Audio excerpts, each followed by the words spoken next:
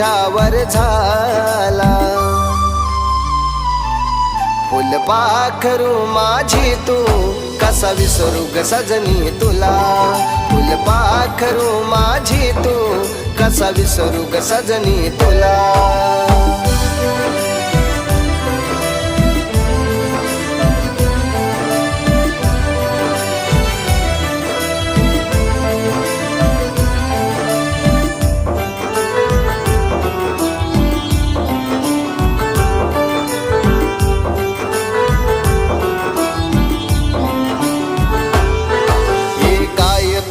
ती भेट गवती हातात हात घालून सजनी.